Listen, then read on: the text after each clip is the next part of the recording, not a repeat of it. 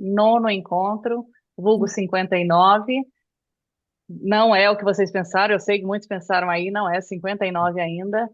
E hoje nós vamos falar sobre um tema muito prático e atual, né, que é finanças comportamentais e as suas aplicações no dia a dia. A gente tem com grande satisfação aqui a Carol Veloso, aqui conosco para falar um pouquinho sobre as finanças comportamentais. Afinal de contas, todos nós precisamos aprender, reaprender e praticar como gastar, poupar e investir melhor.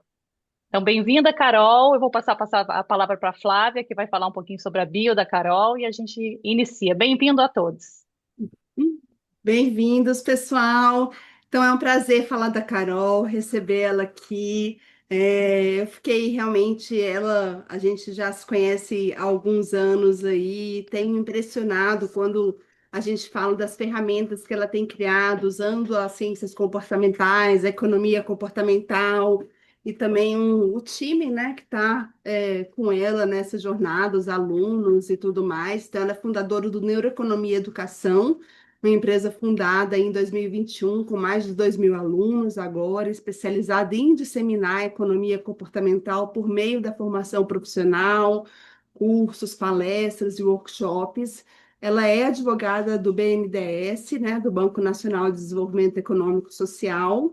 Ela é ex-analista da CVM, da Comissão de Valores Imobiliários, e era atuante na Superintendência de Orientação e Proteção do Investidor. E ela é ex-membro também do Laboratório de Inovação Financeira e era ponto focal do GT de Negócios de Impacto e da Impacto.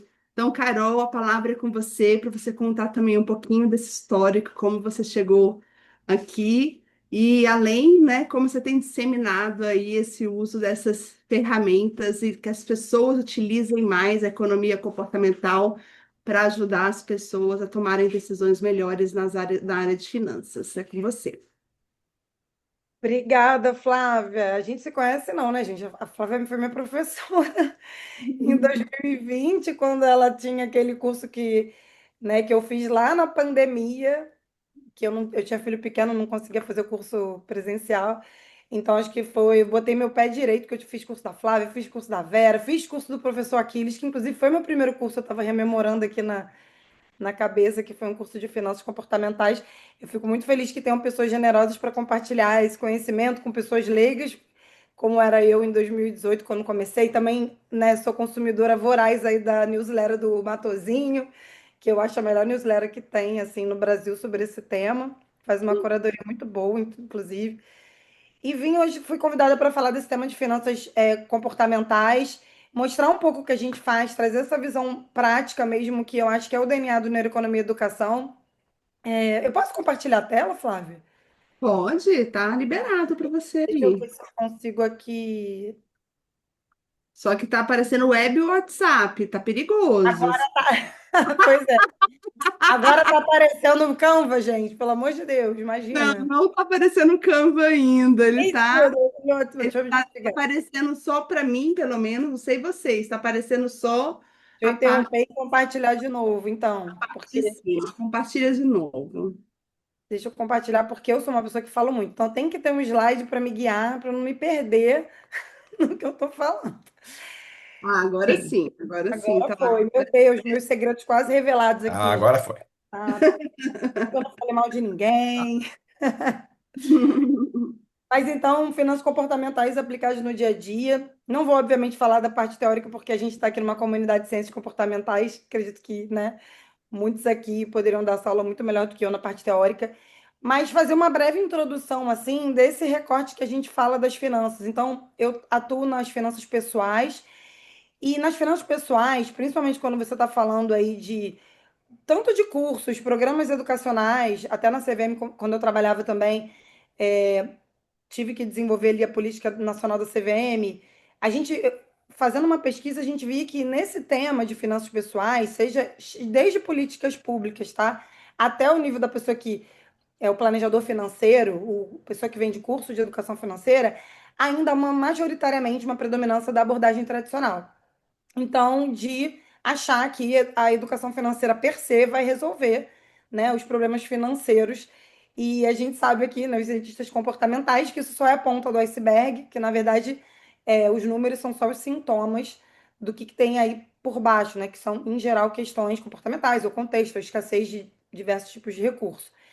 E aí, inclusive a OCDE também usa esses estudos aqui para fundamentar e incentivar o uso nas políticas de educação financeira de ferramentas e frameworks das ciências comportamentais que mostram que nessa meta-análise de mais de 200 estudos, mostrou que a intervenção educativa ela explicava só 0,1% dos comportamentos. E também que os efeitos da educação financeira ou de programas que focam apenas em dar conhecimento ou dar informação, eles tinham um efeito insignificante depois de 20 meses. Então, na verdade, né, no máximo 20 meses, porque eles falavam que o comportamento ele era um motivador, né? Quando a pessoa tinha acesso à educação financeira, então a informação, de repente, de como se organizar financeiramente, montar um orçamento, a pessoa conseguia ter aquele motivador inicial nas primeiras semanas, mas aquilo logo em seguida já desmoronava em termos de motivação. Então a pessoa não tinha nenhum real impacto, nenhuma real mudança do comportamento financeiro. Então, a abordagem comportamental, ela, obviamente, ela vai olhar para o que está por baixo dos números, mas mesmo a gente tendo intuitivamente, né, principalmente nesse ramo das finanças pessoais, sabendo que tem várias questões de comportamento que precisam ser melhor aprofundadas ou lidar melhor, usar estratégias comportamentais para lidar melhor com essas questões comportamentais, ainda assim, as pessoas, quando acham que tem a ver com comportamento, elas acham que se resume à mudança de mindset, que é bem triste, né? Como se fosse uma chave que a gente girasse e aqueles 40 anos de crenças que você tem sobre o dinheiro desaparecessem magicamente, porque agora você sabe preencher um orçamento doméstico. Então, infelizmente, não é assim que acontece. E aqui no Neuroeconomia, a gente lida muito com planejador financeiro, que é esse profissional que assessora pessoas a se organizar financeiramente. Então, a gente vê muito caso, né, da pessoa. Essa semana a gente pegou a pessoa que estava endividada, mas continuava poupando para a Previdência, uma coisa muito, né, incoerente. A outra que a mãe, tinha um pai ganhador da Mega Sena e ela não, a mãe ficou muito traumatizada porque ele fez estripulis com aquele dinheiro, acabou perdendo não só o dinheiro do prêmio, mas o dinheiro da casa que ele morava. E a família entrou numa de usar o dinheiro de uma forma, atribuir ao dinheiro um valor muito negativo. E aquilo foi pautando os comportamentos financeiros daquela família. Então, a mãe não pedia aumento no trabalho, a mãe discutia com o pai quando ele queria comprar um terreno para investir, né, aumentar o patrimônio, falava que ela queria viver só com o suficiente. Então, essas questões, assim, a informação, ela não é capaz de fazer com que as pessoas mudem, né, o comportamento. E aí, trazendo, né, vários recortes de estudos que mostram isso. Então, como as normas sociais, o estereótipo de gênero, questões de saúde, a questão de TDAH tem sido muito investigada, né? E mostrando, até tem um estudo que a gente estava discutindo na formação, que pessoas que sofrem de TDAH podem ter uma redução de até 75% na construção de patrimônio ali entre os 25 e 30 anos. É bem interessante isso, por questões de impulsividade, questões ligadas à neurodivergência do TDAH, né, que acaba contribuindo para esse comportamento também deletério, vamos dizer assim. Então, a cultura vai fazer muita diferença, mesmo quando a pessoa é um imigrante, por exemplo, mesmo ela estando na terceira geração de imigrantes, a cultura original dela vai impactar o jeito que ela poupa, que ela investe, e, né, ainda é muito impactante, mesmo ela tendo nascido, sendo criada e tendo acesso à instituição de um país considerado desenvolvido, nem sei se desenvolvido, Flávia, ainda é considerado uma nomenclatura boa, né? Porque eu sei que hoje em dia não, a gente nem usa mais essas expressões. Mas, enfim, e mostrando que a cultura, então, tem muitas questões que vão impactar o uso das finanças. Então, aqui a gente passou a investigar como a gente conseguir apoiar um profissional a ajudar um cliente a aderir a um planejamento. Porque a gente viu, né, como eu mostrei aí, que a parte de educação, ela é muito insuficiente e muitos planejadores chegavam com essa queixa de que o cliente tinha recaída, ou o cliente na primeira sessão estava super animado e motivado a mudar, e depois ele não mandava nenhum extrato para fazer um orçamento doméstico. Então, como a gente já consegue fazer com que esse profissional ele consiga ter mais êxito, né, fazendo um cliente aderir a um planejamento? Mas isso serve, obviamente, para todos nós, né? Como é que a gente adere melhor a um planejamento? Então, a primeira coisa que a gente viu aqui é que a gente tinha que melhorar a qualidade de escuta do interlocutor, que no caso é o planejador financeiro. A pessoa que vai ser, seja ele um educador financeiro, um palestrante, o que seja, o palestrante é mais difícil porque ele está ali realmente para disseminar, né? O foco dele não é a transformação. Mas o prestador de serviço, o planejador, o contador, o assessor de investimento, em geral, eles têm uma mentalidade muito de prestador de serviço, de que ele precisa dar um conjunto de informações, fazer uma curadoria de informações e dar ao cliente para que o cliente tome uma decisão informada.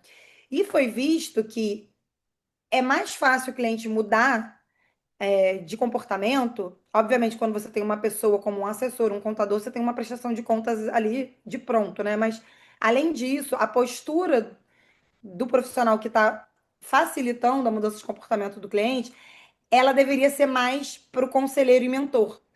Então, eu até vi que o Aquiles veio aqui, o Aquiles Mosca veio aqui, trouxe até um estudo falando do bom e mau médico, né? Que mostrava muito que o mau médico, que tinha mais chance de sofrer um processo, era aquele médico muito impositivo, que tinha muita autoconfiança nos procedimentos, e o médico que era aquele que construía junto com o cliente, que tinha uma relação de maior acolhimento, talvez, do cliente na sessão médica, ele tinha muito menos chance de ser processado, tinha muito mais chance da pessoa aderir ali ao tratamento médico. Isso também vai acontecer aqui.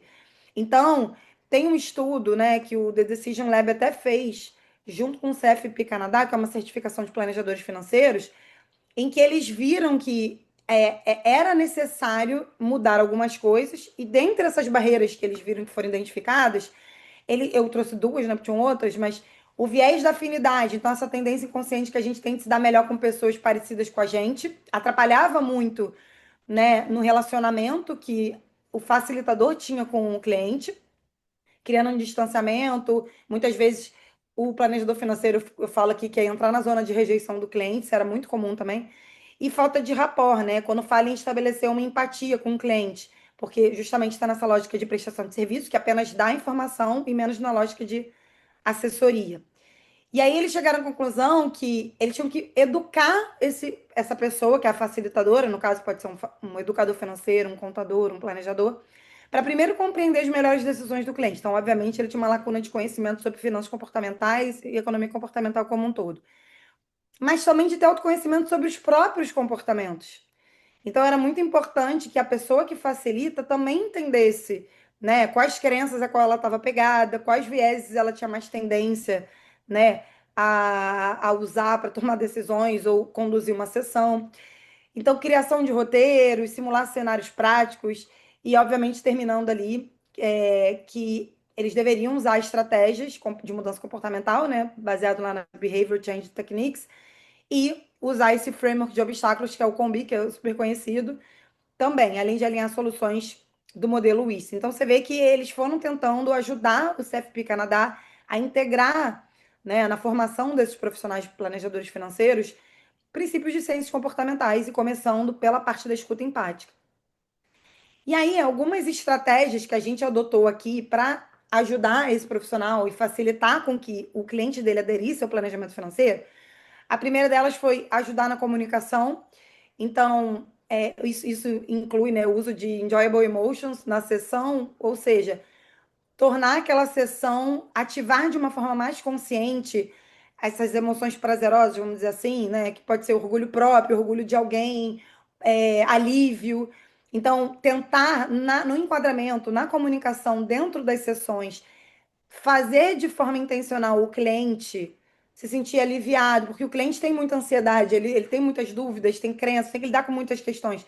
Quando você torna aquele ambiente da mentoria um ambiente em que ele sente alguma dessas enjoyable emotions, né, vamos dizer assim, é, você consegue criar uma associação positiva com aquele planejador, ou dentro daquela mentoria, ou daquele tema, e aquilo, à medida que você vai acompanhando o cliente, tende a fazer o cliente ou querer ser acompanhado, ou sentir que cuidar das finanças não está tão necessariamente ligado a coisas negativas, né? É uma forma de você paulatinamente ir diminuindo a associação negativa que o cliente pode ter para cuidar das finanças, que em geral é visto como uma coisa enfadonha, chata, porque de fato porque tem muita parte burocrática, mas que a gente pode tentar na comunicação trazer essa outra parte do alívio, do orgulho de si, então enquadrando nas pequenas vitórias, de fato. A outra coisa, que a estratégia que a gente percebeu, é que faltava um diagnóstico de crenças do próprio profissional. E a gente começou a fazer isso por exercícios de reflexão guiada. Então, a primeira até coisa que a gente faz aqui é a gente propõe uma anamnese de crenças, ou a gente usa o Money Scripts do planejador financeiro, que também é psicólogo, e também advoga muito nessa, né, nas finanças comportamentais, do Money Scripts, que ele tem um teste que ele desenvolveu ao longo de anos aí para ver qual é o script financeiro das pessoas. Claro que ele está lá nos Estados Unidos, e isso tem a ver muito com a cultura de lá também. E aí seriam 4 scripts. A gente tem uma outra exercício de reflexão guiada chamado Ovo do Dinheiro, mas o que a gente viu é que quando o planejador financeiro, que é o facilitador, ele aumenta a consciência dele sobre as crenças que ele tem sobre o dinheiro, fica mais fácil entender quando chega um cliente que tem uma crença financeira muito oposta dele, que ele vai ter que ter um pouco mais de cuidado na escuta ou na entrega. Porque o que acontecia? Havia uma necessidade de fazer com que o cliente seguisse regras muito estanques e que quase que o cliente adotasse a visão de mundo do profissional. Então, você tem que ter uma reserva de emergência de 6 meses do seu custo. Você tem que investir para aposentadoria para ganhar tantos reais. Eram coisas muito inflexíveis, né? Essas regras financeiras, em geral, quando você vai olhar a educação financeira tradicional, são regras que muito inflexíveis. E que tudo bem, porque tem que existir regras e heurísticas para a gente tomar decisões mais simplificadas, mas quando você está na mentoria individual, você não precisa ser tão rígido, porque você tem uma pessoa ali e uma oportunidade de coletar dados daquela pessoa que tornem aquele planejamento mais personalizado e aumente a chance de aderência daquele cliente. E a gente também viu que precisava incluir uma fase de diagnóstico comportamental, que a gente chama aqui dentro de fase de coleta de dados. Só para vocês entenderem, né? Esse é o diagnóstico financeiro básico de qualquer pessoa que queira lidar melhor com as finanças. Então, não sei se vocês aqui têm uma organização financeira, mas em geral passa por uma planilha de Excel. Ou às vezes, quem é mais moderno, vai pelo aplicativo também. Que é basicamente você entender os dados financeiros. Então, você tem as receitas, as despesas, muitas vezes a classificação dessas despesas, né? Como essencial, qualidade de vida. Aí vão se dar nomes fixas, né? Variáveis. Dívida e gerenciamento do crédito, que geralmente é cartão de crédito. Não, né? As pessoas, elas criam, é muito engraçado ver isso na educação financeira, se cria muita planilha, e aí as pessoas acham que criar planilhas coloridas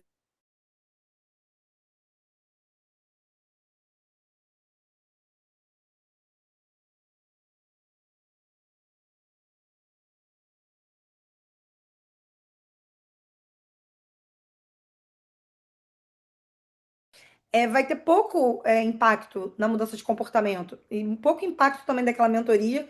Talvez enquanto a mentoria esteja acontecendo, por existir a prestação de contas, no caso paga, né, que você está pagando alguém, ela vai existir ali, né, alguma mudança momentânea, mas talvez não uma mudança sustentável e perene, assim, uma mudança de verdade de hábitos de criação de rituais financeiros.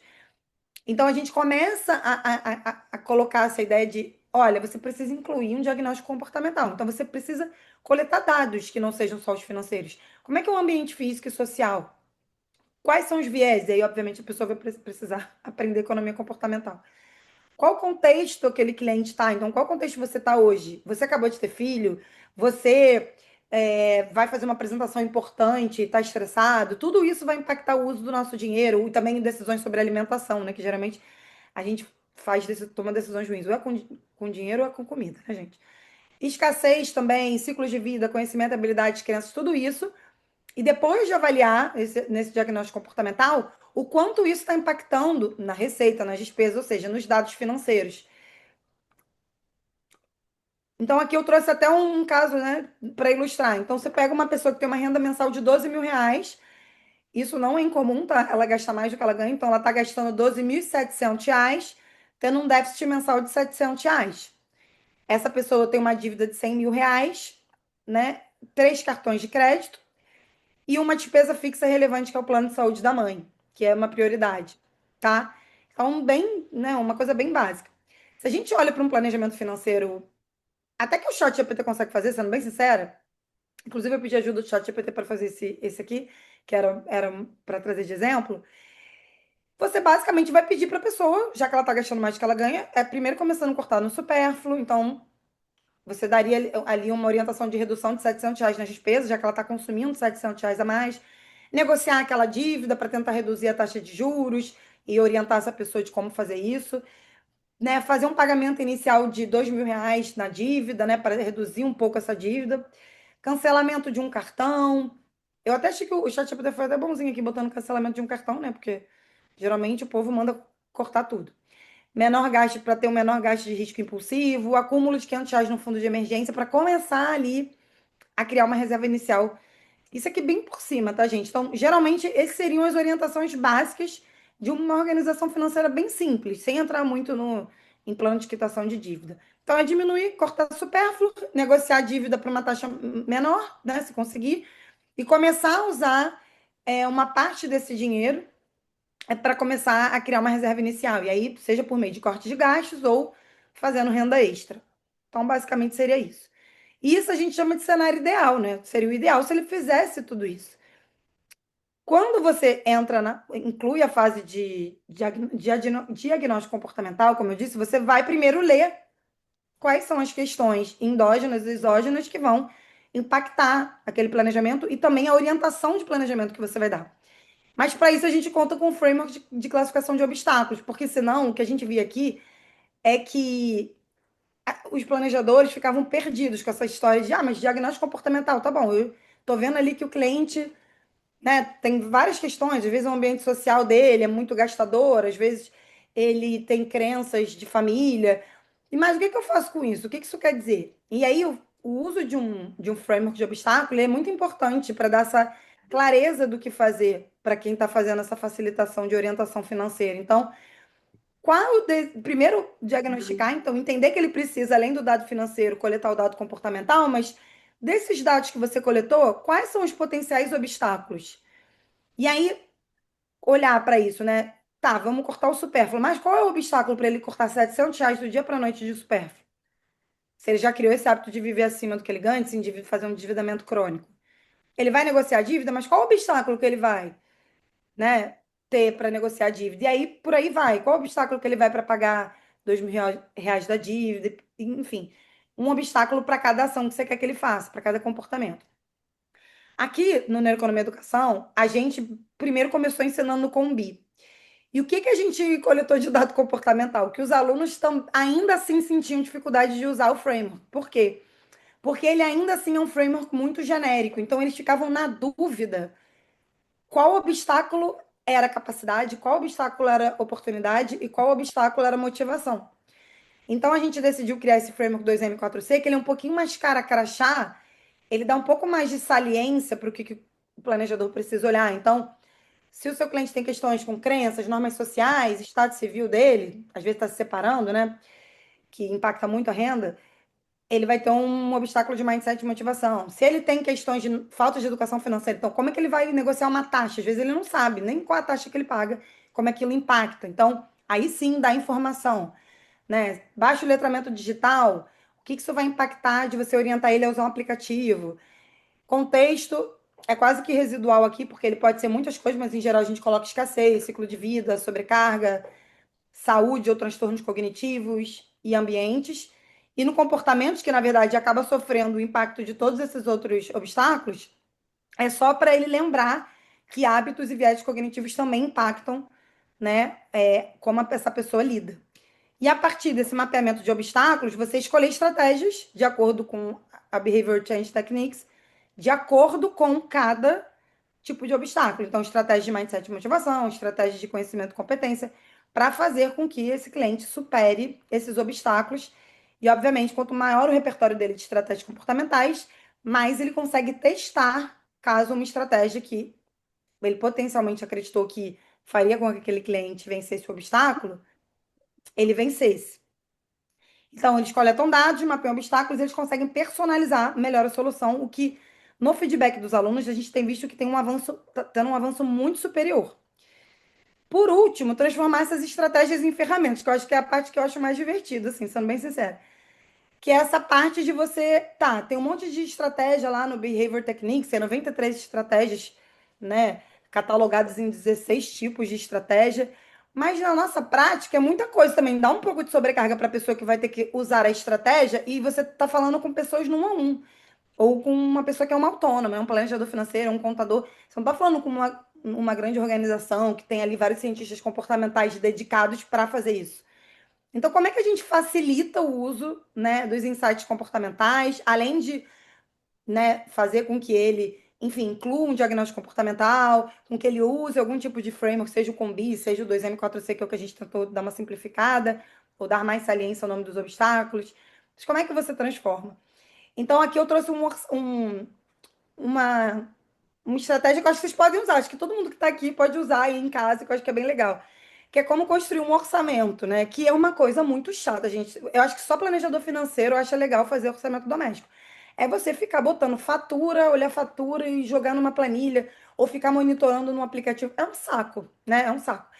Então, o que que é o orçamento doméstico? O orçamento doméstico, obviamente, é um controle de gastos. Ele também é você estabelecer prioridade, né? Saber para onde o dinheiro está indo, saber no que você está gastando. É, e ele é visto como uma. Ele não só é chato em geral, como ele toma tempo, ele tem uma alta fricção, porque você tem que ver fatura. E a maioria das pessoas ainda não usa Open Finance porque tem medo de dar os dados para o Open Finance. Isso é uma barreira das pessoas removerem essa fricção de controle por meio de aplicativos, porque muita gente tem medo, né, de dar acesso, porque acha que alguém vai roubar o dinheiro, né? A gente escuta muito isso aqui. Às vezes as pessoas têm medo até de abrir conta em corretora, porque tem medo que na XP, eu vou falar XP, mas poderia ser qualquer outra. É porque eu ouvi, mas não vai sumir o meu dinheiro. As pessoas têm muito medo, assim, mesmo sendo a XP que é mais longeva e sólida, você vê que as pessoas ainda têm esse medo. Então a gente fez como solução uma ferramenta que a gente chama de pirâmide de prioridades, que é uma forma diferente de fazer o orçamento que funciona muito com o cliente que tem essa aversão à planilha, ou não tenho a competência de usar a planilha, ou sente muito fobia de olhar os números. Então, ela é uma forma diferente, tá? Quais são os insights comportamentais que a gente usou aqui? A saliência. Então, a pirâmide em si, ela é legal porque já mostra que o valor tem que ser finito e ele vai ter que ir diminuindo à medida que você vai avançando na pirâmide. A teoria da autodeterminação também, porque vocês vão ver que do jeito que a pirâmide é feita, você aumenta a sensação de autonomia do cliente, ou seja, que ele está tomando as decisões financeiras, de competência, porque ele não precisa de uma planilha super, né, megalomaníaca para cuidar do próprio dinheiro, e cria uma conexão, porque ele começa falando do que importa para ele. Dissonância cognitiva, porque vocês vão ver que no final o cliente entra em dissonância, porque ele vê que está gastando dinheiro diferente do que ele disse que era importante para ele. E também usando aí umas letrinhas do ICE, que é tornar fácil, atraente social, fazer esse tipo de exercício. Então, como é que faz esse orçamento doméstico, assim? Acho que seria interessante, pessoal, vocês tentarem fazer. Até quem é casado é legal fazer, tá? Porque traz muito insight. Primeiro, a gente não começa por número, a gente começa pedindo para o cliente ou para a pessoa falar quais são os 5 valores mais importantes para ela, né? A gente às vezes dá uma colinha, mas eu botei aí, mas isso é um pouco a minha pirâmide. Então, segurança, educação, tempo livre, lazer e autocuidado seriam meus 5 valores principais. E, obviamente, esses valores mudam à medida que a gente vai mudando de ciclo temporal. Então, o cliente dizer o que são os 5 valores e depois perguntar para o cliente, dentro do orçamento dele, o que ele precisa gastar para manter esse valor intacto. Então, por exemplo, e aqui por que a gente faz assim? Porque segurança, ela pode ter coisas diferentes, né, para as pessoas. Então, segurança para uma pessoa é uma coisa, segurança para outra pessoa. Ou então, assim, na segurança para mim vai entrar plano de saúde, carro, aluguel de onde eu moro, ou financiamento que eu estou pagando, alimentação, terapia, educação, vai entrar escola, curso, tempo livre, viagem, diarista, colaborador, diarista porque eu estou comprando o tempo de outra pessoa para não fazer alguma coisa, lazer, viagem, restaurante, autocuidado, outras coisas. Então, a própria pessoa já começa dizendo o que é importante e como é que ela enxerga esse valor se ela tivesse que pagar para manter esse valor dentro da vida dela. Depois, ela dá valor a cada camada da pirâmide. Então, ela vai falar quanto custa o plano de saúde, quanto custa a parcela do carro, quanto custa o financiamento. E ela vai entendendo quanto custa cada camada. E aí vai se dando muita saliência, por quê? Primeiro, porque a pessoa não começou pelo número, ela começou pelo valor. Segundo, que foi ela que te disse o que estava dentro de cada valor e não você que tentou dizer para ela o que que é segurança, né? Porque isso é muito comum na educação financeira. Terceiro, que fica muito visível, que muitas vezes é muito comum, a última camada, que teoricamente é a menos importante, porque ela começa da camada mais importante que está na base, esqueci de falar isso, até o valor menos importante. Muitas vezes, quando ela vai dar valor à camada, ela vê que as camadas de cima, às vezes, ela está gastando mais dinheiro com aquelas coisas do que com coisas que ela considera mais importantes. E aqui que começa a ficar interessante a conversa. Porque a pessoa, ela mesma entra em dissonância na hora que ela vê. Porque ela fala, ué, mas se eu estava falando que importante era segurança ou educação, e às vezes ela não está conseguindo tomar uma decisão, ou não está conseguindo fazer um curso, ou botar o filho na escola que ela quer, mas talvez porque no topo da pirâmide ela está, né, gastando muito dinheiro com esses itens. Fica muito mais fácil convencer. A gente já teve cliente que fez a pirâmide e tomou decisão logo em seguida. Foi até engraçado, assim, do tipo, gente, mas por que que eu tô fazendo isso? As pessoas entram um pouco em choque, porque o número em si, ele não dá tanto choque, porque você não vai fazendo essa construção de conexão entre o que importa e o quanto ela gasta. Aqui fica mais fácil dela entender isso. Então, essa saliência acaba virando muito importante. Então, quais são os insights que a pessoa que está facilitando e o cliente vão tirar? Primeiro, quais são as prioridades financeiras de verdade? Então, não é alguma coisa que o próprio planejador, de forma exógena, tenta impingir ao cliente. Ele vai construir com o cliente, né? O que ajuda muito nessa motivação intrínseca em mudar, em cortar gastos.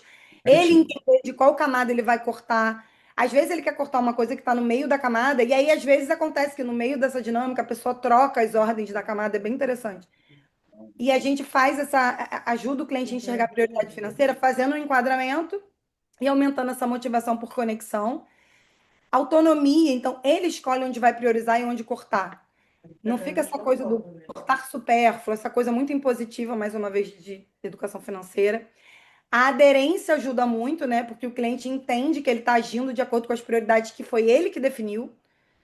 Então, ele em que entendeu que aquilo era prioritário, é muito mais fácil você ajudar o cliente a se sentir motivado a mudar quando ele entende que ele está fazendo uma coisa contra o próprio interesse dele, fica muito claro, até por conta dessa dissonância. E você enxerga muito claramente zona de conflito quando você está lidando com casais. Por quê? A gente, quando lida com casais, a gente orienta que os casais façam sua pirâmide, cada um sem falar. E depois eles mostrem a pirâmide. E isso ajuda muito a entender por que que um casal, uma pessoa e outras vezes, eles brigam muito por questões financeiras, porque a prioridade que cada um tem é muito diferente. E aí cabe ao facilitador tentar convergir as prioridades financeiras do casais e tentar fazer uma pirâmide que seja uma pirâmide conjunta. Eu até sugiro que vocês aí façam, para quem tem um casal aí, quem divide conta com alguém, sugiro que faça, porque você vai ver que sai, é muito interessante. Eu, de vez em quando eu faço com meu marido esse exercício aqui, porque, e aí a gente começa a discutir, tá, mas isso aqui é muito importante para você, por que que isso é importante? Eu lembro que uma história até minha, que quando eu comecei a me educar financeiramente, eu segui muito essas heurísticas, né? Essas regras simples do faça isso, faça aquilo. E a primeira coisa que me falaram, né, na internet, principalmente para fazer, é ande de Uber vendo o seu carro, invista esse dinheiro. E aí eu comecei a tentar convencer meu marido a vender o nosso carro. Eu tentei convencer a todo custo ele a vender. Também tentei convencer ele a vender a casa de praia. Graças a Deus ele não aceitou, porque na pandemia a gente acabou indo morar lá. Mas eu comecei assim: vamos vender tudo, vamos rentabilizar, vamos botar para investir, porque você fica meio bitolado quando você começa a se educar financeiramente. E depois eu entendi que na pirâmide, o carro para ele, por exemplo, estava na base da pirâmide. Então, eu facilmente teria chegado a essa conclusão mais rápido se eu tivesse esse tipo de instrumento para tentar entender, ao invés de ficar olhando vários números e aonde a gente vai cortar, é mais interessante você partir do que importa para a pessoa, né? Então, gente, agora eu vou até tirar aqui porque eu terminei, mas isso foi só um exemplo, porque também eu estourei meu tempo aqui, que eram 30 minutos, já falei 40. Exemplo de como, às vezes, coisas simples ou ferramentas simples podem derivar desses princípios e que podem realmente ajudar as pessoas a tomarem melhores decisões. Ou, se você está no lugar do facilitador, você facilitar alguém a tomar melhores decisões. Então, acho que essa contribuição que eu queria dar é que, como princípios de ciências comportamentais, foi, né, ajudando a gente aqui dentro a criar. Essa é uma, mas a gente tem várias dessas ferramentas a ajudar pessoas, enfim, a aderirem a planejamentos financeiros. Teste de compatibilidade. Obrigada, Carol. Incrível aí, muito muito legal e saber da trajetória, né? Até de alguns modelos que você usou, que você teve que adaptar, e realmente essa visão mais profunda do que realmente move as pessoas, assim, a pirâmide de prioridades, eu achei bem interessante. Pessoal, perguntas? Alguma pergunta específica aqui do grupo? Guilherme, quer começar? Agora que eu vi. Tá, posso começar. Bom, primeiro, parabéns, Carol. Muito legal a apresentação, muito legal o mindset. Acho que e muito bacana justamente o fato de ter o efeito multiplicador, né? De você estar usando isso junto aos educadores financeiros e aí ter um efeito positivo em cascata.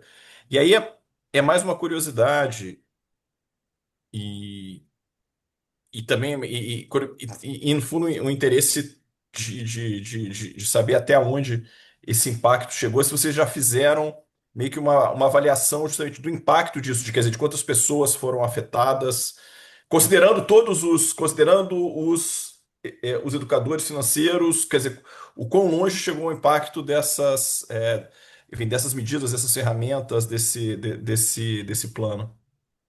Nossa, Guilherme, a gente só conseguiu fazer avaliação de impacto qualitativo por enquanto. Quantitativo a gente não conseguiu, mas por um motivo.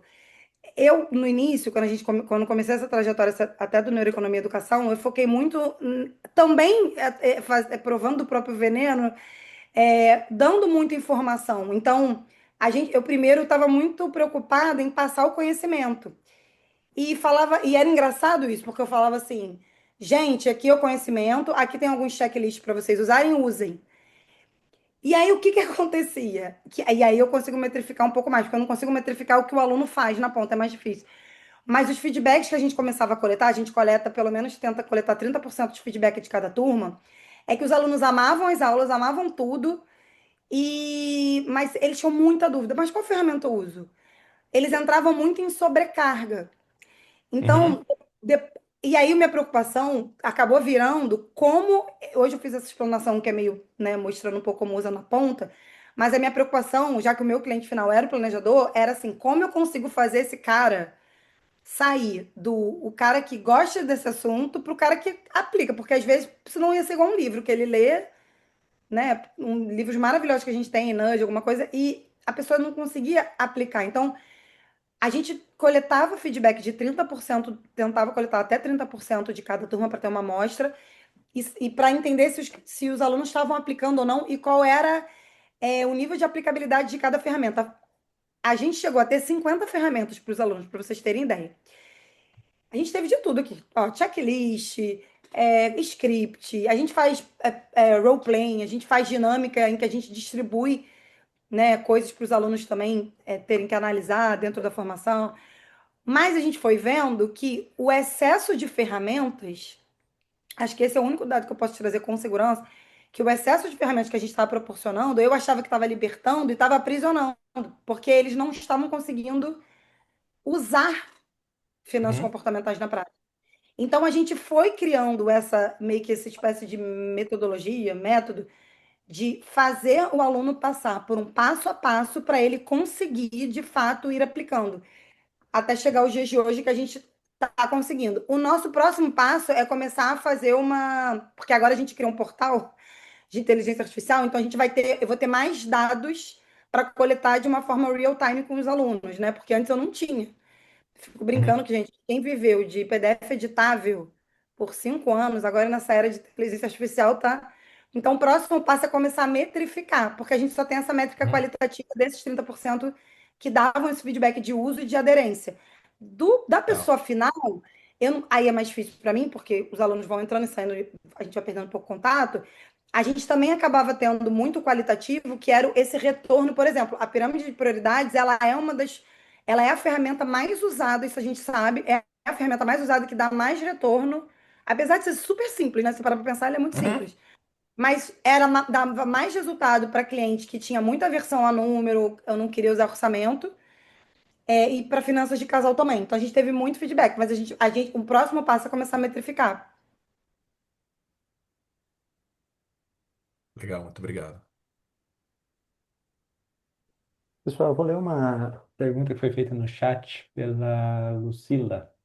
Ela fala, quando é um cliente idoso que não utiliza ferramentas digitais, aplicativos, planilhas ou notebook, como conseguimos auxiliar essa pessoa de forma mais eficaz? Eu acredito que a forma mais eficaz de você ajudar um idoso, e aí vai depender muito da coleta de dados dele, né? Saber como é que ele se organiza financeiramente, mas é por meio de âncora. Então, você definir uma âncora com ele e ele monitorar só essa âncora. Então, se é o cartão de crédito, ele monitorar só o uso do cartão de crédito. E aí, se ele não tiver nenhum aplicativo de banco, que aí realmente fica muito mais fácil você ficar fazendo monitoramento via aplicativo, é você fazer a pessoa anotar. Mas aí vai ter a fricção de a pessoa ter que anotar em algum tipo de regularidade, talvez a cada semana, o que ela gastou. Mas é um pouco mais difícil. Por quê? O idoso, em geral, ele tem um letramento digital mais baixo, né? E ele é considerado também um vulnerável financeiro e tem um assessoramento financeiro, até de gerente de banco ou de assessor de investimento, pior, justamente por ser mais vulnerável, não contestar tanto, né, o que está sendo Quase passado de predatório, né? é predatório. Assim. Você vê que idosos com consignados que não precisavam de consignados, é nesse nível, né? Então, quando você é uma pessoa independente que está assessorando, eu acho que controle financeiro por âncora, então entender para ele qual o número que ele tem que monitorar, fazer um ritual financeiro, eu acho que criar um ritual financeiro é muito importante com essa pessoa. E aí, ou às vezes, focando não na parte de controle financeiro, mas na parte de construção de habilidades.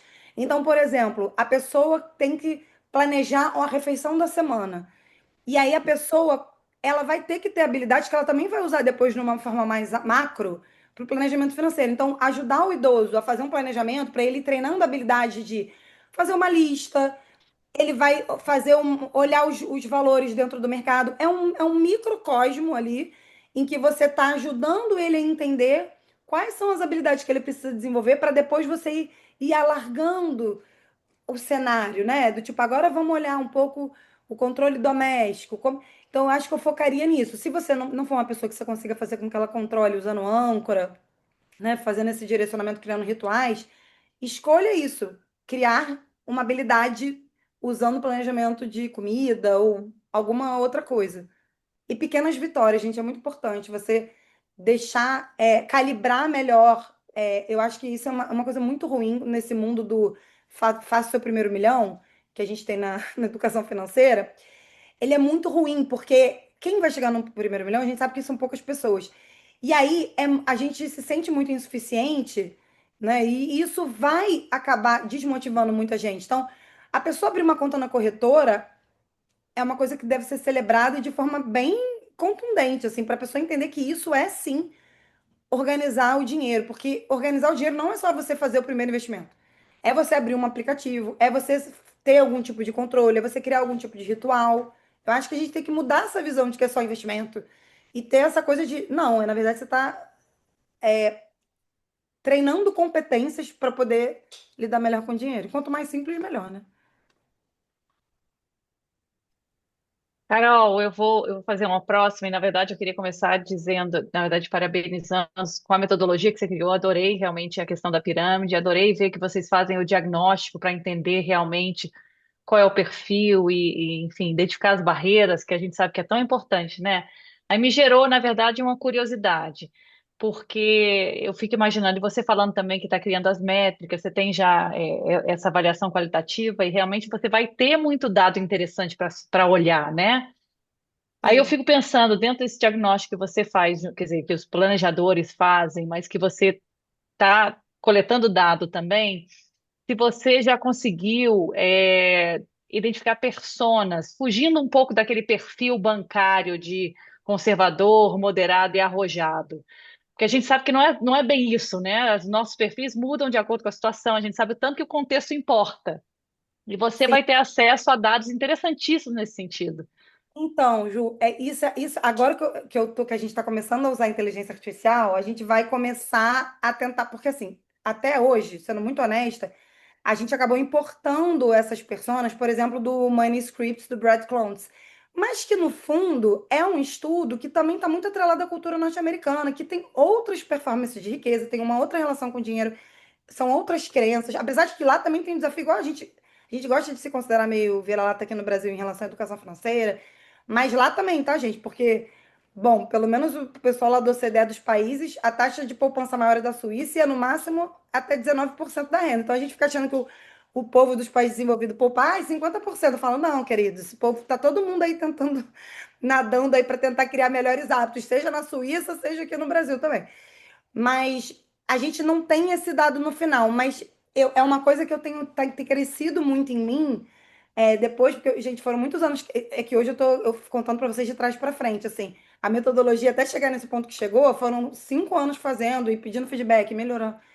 Mas eu acho que o próximo passo é justamente fazer a persona mais centrada no Brasil, porque a gente acaba importando muito essas ferramentas, porque tão mais disponíveis e são mercados mais maduros de educação financeira. O mercado americano é um mercado, tipo assim, 3 vezes, assim, 3 vezes, não, 10 vezes maior do que o mercado brasileiro em termos de planejamento financeiro. Lá são 300 mil, né? Só certificado tem 100. Aqui no Brasil a gente está falando aí eu faço uma métrica usando o pessoal que é CFP aqui, né? Aqui a gente tem 11 mil CFPs. Se for pegar a métrica dos Estados Unidos, que tem 100 mil e são 300, e o mercado é de 300 mil profissionais, acredito que aqui a gente está falando num topo de funil de 30 mil. Então, começar a criar essa persona do Brasil. Mas, assim, a Ambima, por exemplo, já fez um estudo mostrando algumas dessas personas que tem mais a ver com o Brasil. E aí é uma instituição muito maior. Então, se você for lá, ele tem um camaleão, ele tem o planejador, que são personas bem interessantes. Eu posso até compartilhar depois essa pesquisa que a Ambima fez, em que ela traçou esses perfis, né, daqui no Brasil e mais atrelado à nossa cultura. Então, acho que é mais interessante. Mas é uma coisa que está no meu pipeline, assim, de tipo tentar fazer a análise desses dados, agora que mas olha, gente, eu vou contar uma coisa para vocês, um segredo que não é segredo para cientista comportamental. A gente criou esse portal, deve ter um mês e pouco. Aí você pensa, né? Criei uma coisa maravilhosa, vai todo mundo agora usar, isso facilita horrores. Olha que a gente está penando para fazer o povo usar portal de inteligência artificial. Tô tendo que usar Nudge a beça porque tô criando gamificação, ranking, o diabo a quatro para fazer o povo usar, porque também, se você não faz usar, você também não coleta dados. Então eu tô nessa fase de fazer as pessoas usarem o portal para daqui a pouco ter uma quantidade de dados legal, também pedir autorização para usar os dados, porque a gente sabe que não pode usar dados assim só porque eu estou coletando, e aí sim começar a fazer e definir o que o Brad Clontz fez nos Estados Unidos depois de vários anos atendendo o cliente. Eu acho que vai ser o próximo passo. Ô, Carol, e uma parabéns, assim, né? Já falei, parabéns, e tô feliz com os próximos passos aí. Dei uma espiada no portal, já falei com você aí que eu gostei muito da forma que você montou ele, estruturou.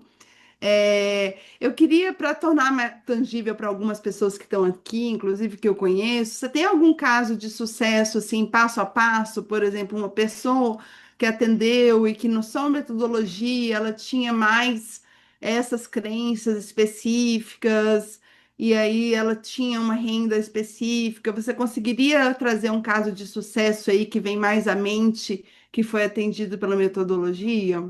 Nossa, a gente tem muitos casos aqui de clientes que até tem uma pessoa aqui falando, falando da Luana, acho que ela tá até falando isso, ó, que a aluna que atendeu a cliente de 74 anos aposentada, jogadora de basquete com consignados. Utilizei a pirâmide e ancorei o cartão de crédito. Fiz a linha da vitória com bolinhas de basquete. Ah, que legal. Porque a gente fala isso para tentar usar a linguagem do cliente, analogia. Foram os pontos altos da mentoria. Ela aderiu muito bem e ficou super feliz por não ter complicado com soluções padrão. Então aí, nem precisei falar. A Luana já A Luana já trouxe. Então é isso, assim, são pequenas coisas. Eu adoro essa história da bolinha, né, que é a progressão aparente. Tem muito aluno que usa, gente, são coisas simples.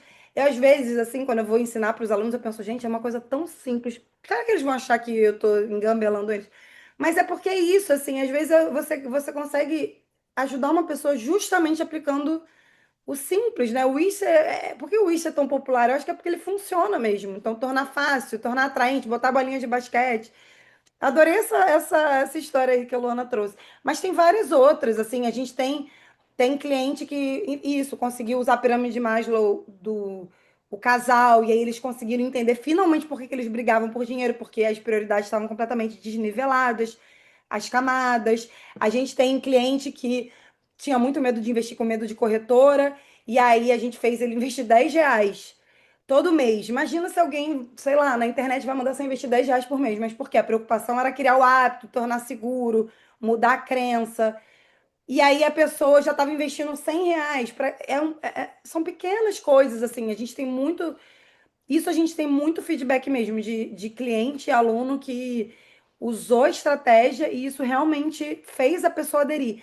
Teve um aluno nosso também que ele falou: Nossa, entendi que não é receita de bolo. Então, por exemplo, ele tinha uma cliente que não anotava gasto por nada nesse mundo.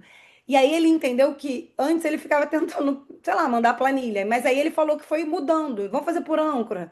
Vamos fazer por aplicativo. Ele foi mudando, mudando, mudando. Então, esse mindset experimentativo do cientista comportamental, até que ele achou. Agora eu esqueci, gente, o que que ele falou que era, desculpa, mas eu lembro que ele me mandou isso, falando: Carol, eu tive que entrar 4 estratégias. Eu estava quase desistindo da cliente, mas na quarta ela engajou e hoje ela consegue anotar os gastos, porque ele usou estratégias diferentes. Então é bem legal, assim, ver o avanço. Ah, muito legal, eu gostei, assim, acho que tangibilizar é sempre interessante, né, Carol? Eu acho que esse trabalho aí, de você ver também esses depoimentos que você tem ao longo do tempo recolhido, eu acho que é bem, eu sei o tanto que você bate a cabeça para criar as metodologias. Mais perguntas, pessoal? Querem, quem quiser também, aí, Matozinhos, vai lá. Tá no mudo, eu acho. Não tô ouvindo, Matozinho. Foi mal, foi Tá, mal. tá cortado, Matosinhos. Eu não. Super Opa, estão me ouvindo microfone. aí? É, eu Agora tava fazendo sim. teste, gente. Tô ficando velho, tecnologia tem sido um problema ultimamente. Não sei levantar a mão digital mais, enfim, tem que ficar gesticulando.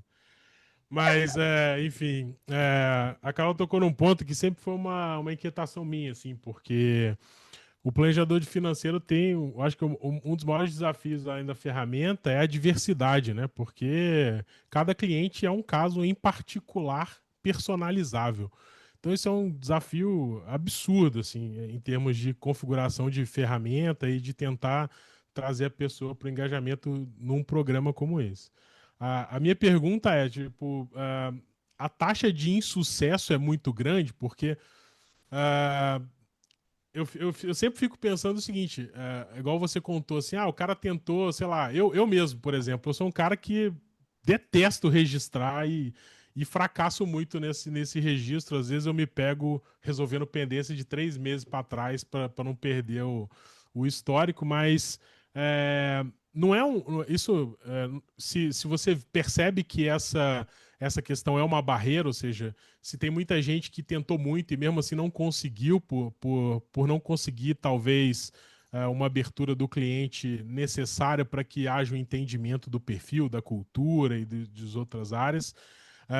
E também se essa taxa de insucesso não serviu para ter uma postura meio que de ceticismo em relação a algumas ferramentas. E aí, antes de terminar, eu queria ver um destaque. Primeiro, agradecer a Carol pela referência, que certamente não é tão merecida quanto ela diz, mas. É sim, Parabenizar a Carol por humilde. um feito que, para mim, é até um pouco maior do que essa história aí da educação, que é ela ter conseguido engajar as pessoas no assunto comportamento. Porque, diferente do que a gente vê. Gente, é muito difícil trazer a turma engajar para as questões relacionadas a comportamento. Então, eu acho que a Carol é um baita case de sucesso nisso. Parabéns por ter conseguido, porque quando a gente olha a métrica de Google, quando a gente começa a ver o que está acontecendo, principalmente no Brasil, em relação à área de ciência comportamental, a gente percebe que a gente tem uma estrada muito difícil pela frente, porque a gente tem um engajamento que anda de lado, não raro vai reduzindo, a gente tem banalização de alguns outros casos, mas enfim.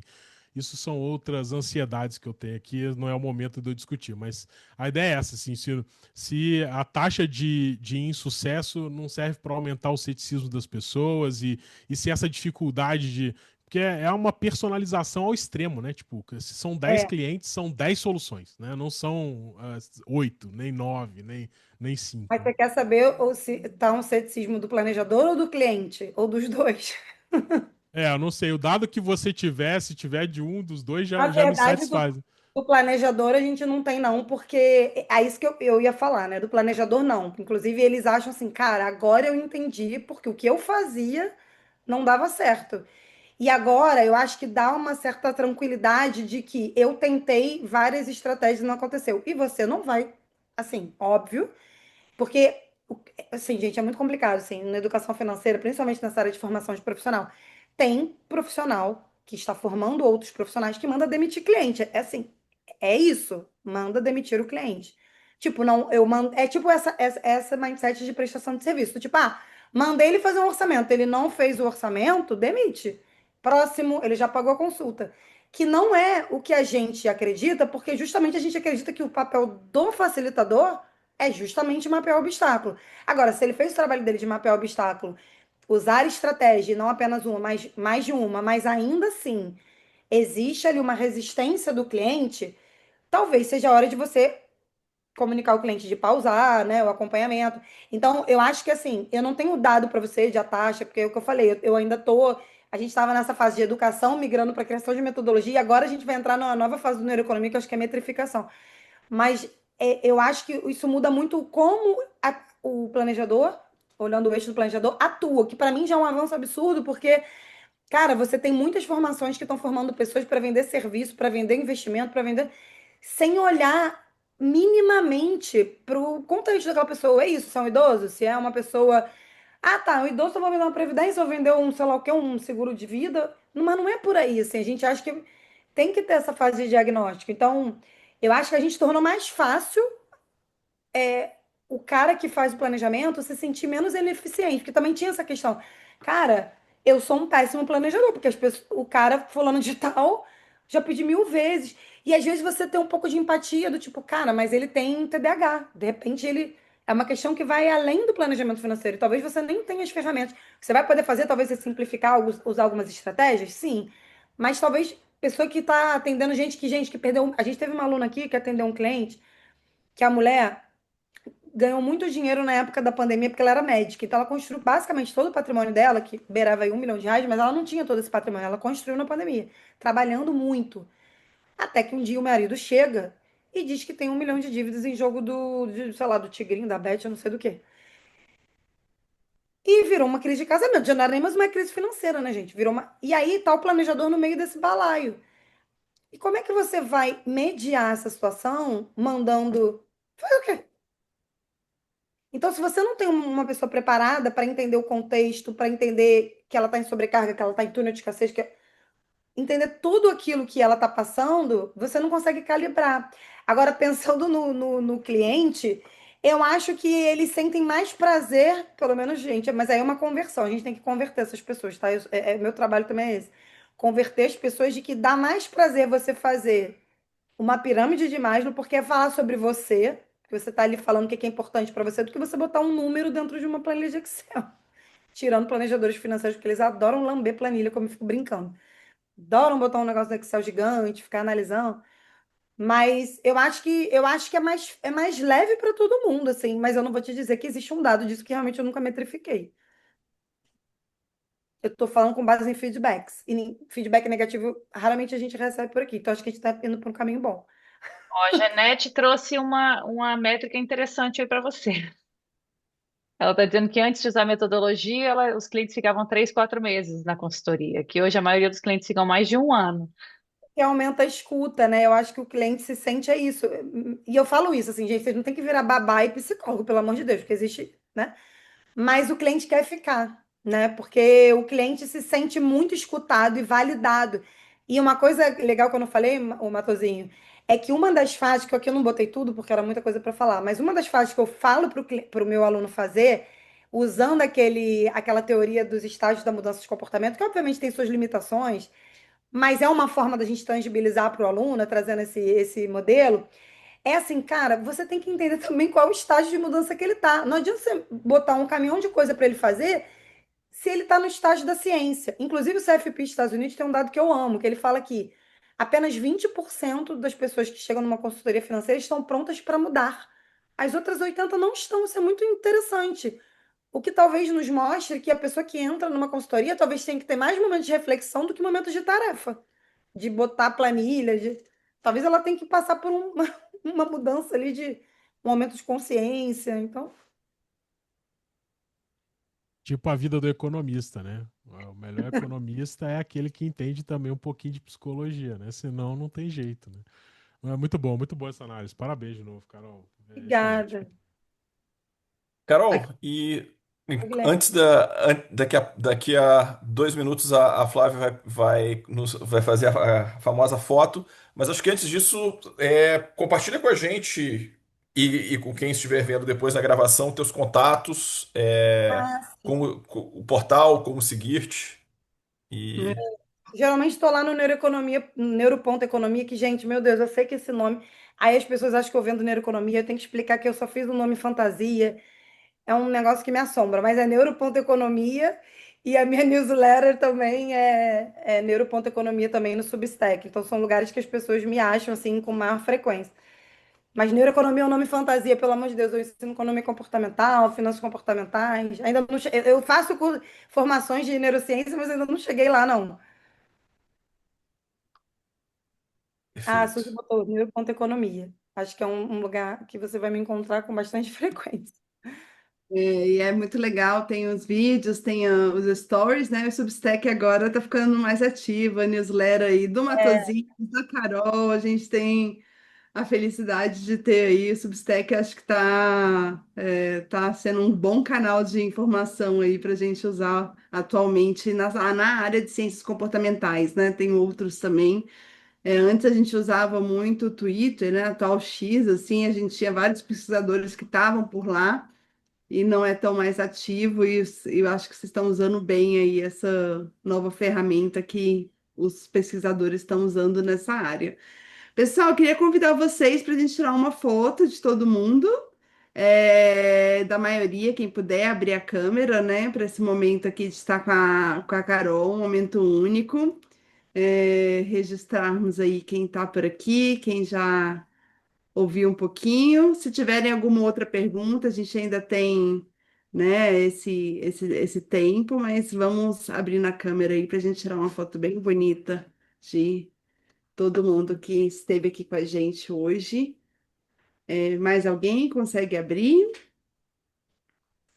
Fica esse horário, às vezes está mais difícil. Então tá, então vamos lá. Um, dois, três e mais uma só para garantir aí que não tá com o olho fechado, Carol, principalmente, nossa palestrante. Não é, calma aí, um, dois, três e pronto, gente. Obrigada. Queria, no nome de todo mundo, né? Vou deixar passar, agradecer mais uma vez aí você ter aceito o nosso convite. Foi ótima a interação. É um prazer ter você aqui no C3 e saber que foram aí anos, nessa, eu sei que os 5 anos parece uma vida, mas assim, imaginar que você conseguiu aprender ciências comportamentais, aplicar, criar as metodologias, ser crítica em relação a elas e ajudar pessoas, eu acho que é uma grande vitória aí para quem já está há alguns anos nessa área. Então, parabéns, parabenizo vocês, obrigada a todo mundo que está aqui. Guilherme, Ju, Henry, se quiserem falar alguma coisa. Não, só dar os parabéns e mês que vem temos mais. Obrigado, Carol.